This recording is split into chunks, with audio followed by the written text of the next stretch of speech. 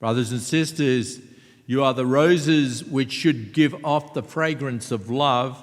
This love is the greeting of St. Paul to the Romans in the first reading of today.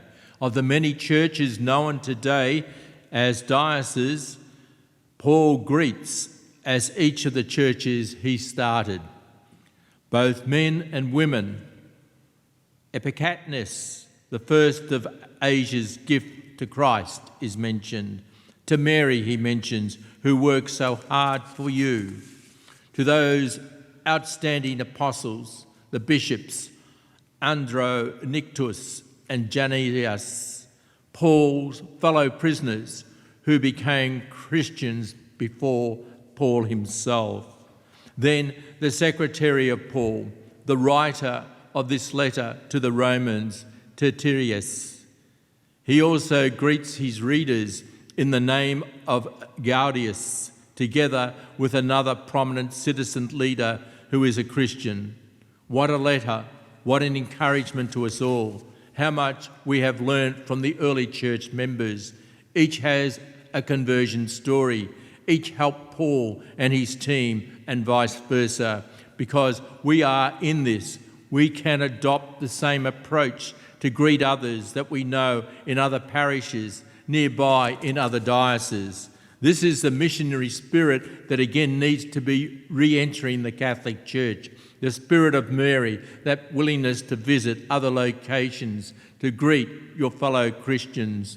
What a delight it is to greet St. Vialier of St. Julie's the other day at the cemetery, and the greeting that we gave and received from Stephen, the administrator of St. Julie's, and also the third order members, the members of the MIM of the Franciscans of the Immaculate, gathered to pray for those who came before us, the faithful departed at St. Mary's Cemetery, processed behind Our Lady's statue, being navigated through the narrow roads of St. Mary's Cemetery in New Bedford and Dartmouth last Sunday, the 5th of November.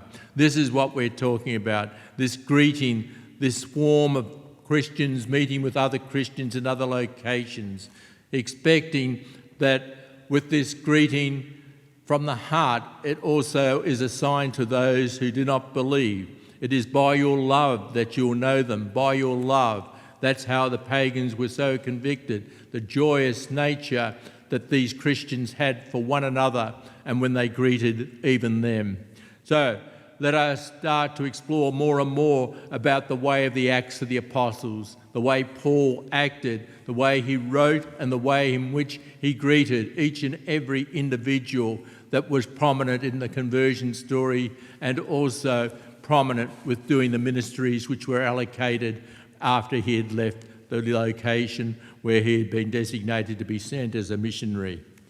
So that's what Paul is showing us. It's something which the pastors themselves need to be encouraged to do, and also you're the ones who will carry the pastor to these new pilgrim sites, small that they may be, little in distance that they may be. Bring your pastors to meet the other pastors and opportunities to create this blending, this showing of this joyful spirit which Christians have. By your love you will know them.